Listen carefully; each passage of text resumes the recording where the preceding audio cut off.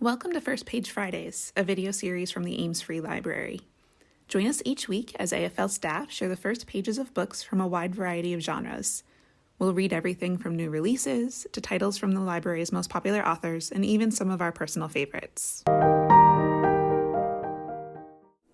Paradise Falls, The True Story of an Environmental Catastrophe by Keith O'Brien. Betwixt the Lake Ontario and Erie, there is a vast and prodigious cadence of water which falls down. This wonderful downfall is compounded of two great cross streams of water, and two falls, with an isle sloping along the middle of it. The waters which fall from this vast height do foam and boil after the most hideous manner imaginable, making an outrageous noise, more terrible than that of thunder, for when the wind blows from off the south, their dismal roaring may be heard above 15 leagues off. Father Louis Hennepin, a Catholic missionary and explorer, upon visiting Niagara Falls in 1679.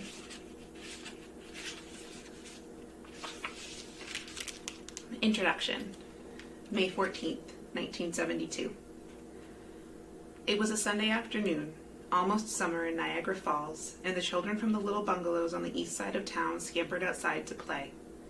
The parents, mostly factory workers and housewives, didn't follow them. No adults were going to lord over kids with rules and warnings that afternoon, because everyone knew the LaSalle neighborhood was safe and everyone knew where the kids were going. To the playground, they called it, a rectangular expanse of open land around the elementary school between 97th and 99th Streets in the heart of the neighborhood. There were some play structures there, a swing set, a slide, and a baseball diamond too. But mostly the grounds were wild, nearly 16 acres of grassland growing in clumps, untended and untamed.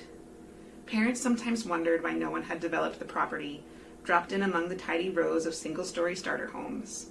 It seemed as if someone should have built a real park there years ago, but the children asked no questions because for them, the land was perfect. The vacant lot to end all lots, a place filled with possibility and maybe even magic. The older boys, straddling their dirt bikes in tight shorts and white tube socks, told fantastic tales of rocks at the playground that burst into flames that spontaneously combusted. They said they had seen it with their own eyes. Debbie Gallo, 11 years old, with dark hair and hazel eyes, wasn't sure what to believe about the fire rocks. Her father was a welder, the son of Italian immigrants and a Korean War veteran who walked with a limp from the shrapnel that had carved up one of his knees. The Gallos felt fortunate just to own a home in the neighborhood, and Debbie felt lucky that it was this one on 97th Street. Her little one-story house, white with olive green shutters, looked right out over the school and empty land. She could be on the playground almost before the front door slammed behind her, skipping across the street to the open lot. On weekdays, it meant she didn't have to walk far to get to her 5th grade class at the school.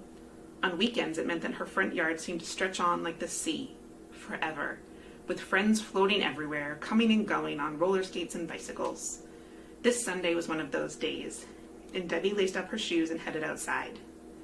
It was warm and windy. A spring storm was coming. But Debbie and her girlfriends paid the weather, and the boys around them no mind. While the boys churned up dust at the playground with their bicycles, clattering here and there on narrow paths carved into the high grass, the girls set about creating something pretty, sidewalk art. At their feet, they began gathering chunks of rock to use as chalk. The rocks were soft and white, the whitest white I'd ever seen, Debbie would say later. And best of all, they were easy for the girls to find amid the topsoil. Debbie took one in each hand, ran them between her fingers, and then got down on her knees to draw on the concrete. Later, she couldn't remember how much time had elapsed before her eyes began to burn. Had she been playing with the rocks for 5 minutes or 15 seconds? She wasn't sure. All she knew was that rubbing her eyes only made them worse. As she pulled her hands away, the pain came on like a wave, hot and searing. Her eyes burned as if from the inside.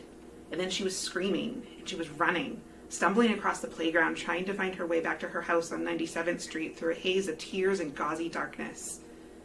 It wasn't just the pain that worried Debbie at this point. It was the panic growing inside her. Panic over a realization that was hard to explain to her mother back at the house. Debbie Gallo couldn't open her eyes. She couldn't see. For one brief and scary moment, she was blind.